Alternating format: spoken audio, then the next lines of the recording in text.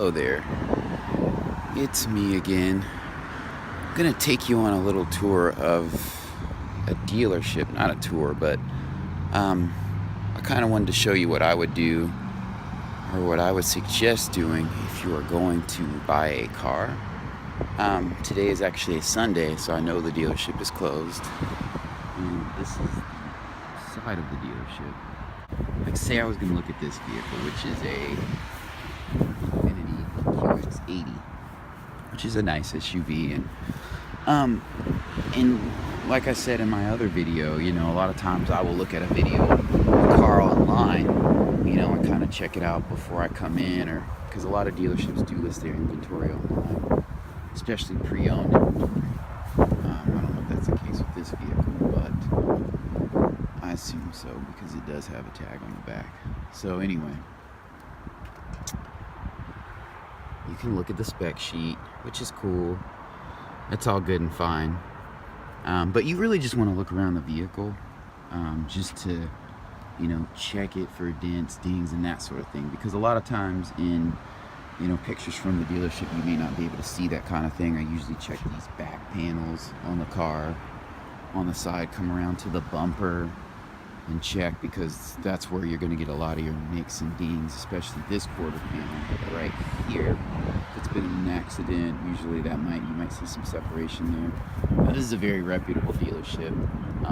They sell Infiniti, Mercedes, Porsche, Volvos, things like that. So you're not going to find any trouble, but you could kind of look around and kind of also get a feel of what the vehicle is like as far as like step-in height, how tall it is off the ground, because you can look at specs and figures online, but until you actually get in person with the vehicle, you can't see how tall it is and kind of its footprint in order to know, would it be a good fit for you? Is it too big for your garage? If you're in a town where there's small roads, then, you won't be able to, drive or obviously navigate comfortably. But anyway, this car looks good. Like I said, this is a reputable dealer. Now, one thing I did notice by coming in here that I probably wouldn't have noticed in a picture is these tires have a lot of tread wear.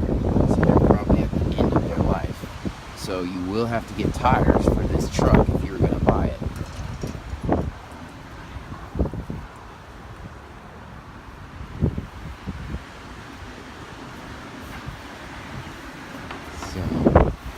But yeah, I usually get under the vehicle. Like I said, this is a pretty reputable dealer, so you're not gonna get under the vehicle and find that there's a ton of rust or things like that. These are nicer vehicles, so people tend to take care of them, maintenance regularly and everything like that. So you typically won't find that trouble at a dealer that sells newer Mercedes and things like that. So, and then also, if you were going to kind of compare the difference between, like, you were thinking about an Infiniti or Mercedes, you can, in some instances, see them side by side, kind of see the profiles, what they look like, what kind of impression you're going to give if you own either one of these vehicles. And they're both very nice. Obviously, Mercedes has a bit more prestige, but so, like, this is a 2015. It's $27,000. It's a Q50. It's a comparable size to this 2015 E-Class or 2014 E-Class, but obviously the E-Class costs more because it holds greater value. But again, you can kind of get an idea of, what they look like side by side. Let's see, which one's gonna give you the feel that you want. On a Sunday, you can just walk through kind of unimpeded. Obviously, they have security here, but just kind of see their inventory. This could even be your starting point. So you may get to a place and say, I want a luxury vehicle, but I'm not sure what kind of vehicle I want. Obviously, you're going to want to test drive some vehicles, but when you come to a dealership, you can kind of see a footprint. Maybe you've decided, hey, I'm going to get an Infiniti. Do I want one of their SUVs? A crossover type vehicle like this, or do I want like a more standard SUV like this? You can get a kind of get a feel of the differences between different makes and models. So You saw over there, there was a Q50. This is the sportier trim, the Q50S, which has a 3-liter turbocharged engine, and I think the other one probably has a 5-liter, 4.9 liter, but you can kind of get a feel of what the cars look like, what their footprints are, and things like that. And then from there, you know, you can kind of say, well, this car, you know, this looks nice, but this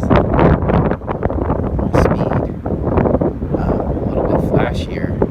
And I highly recommend doing this on a Sunday. I mean, you're not getting a conclusive, this isn't going to be like conclusive research, but you get a much better feel of what you're looking for, you know, and just seeing something up close and in person, excuse me, is going to be much more valuable to you than just seeing it online.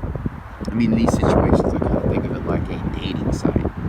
You know, you've seen people in passing, you've seen profiles online, but when you get to see it in person, it's a lot different. And so obviously you want to test drive it, you know, and also color is another big thing. And this car looks really great here. I think in pictures it may not do it justice in pictures. You know, you can kind of get a feel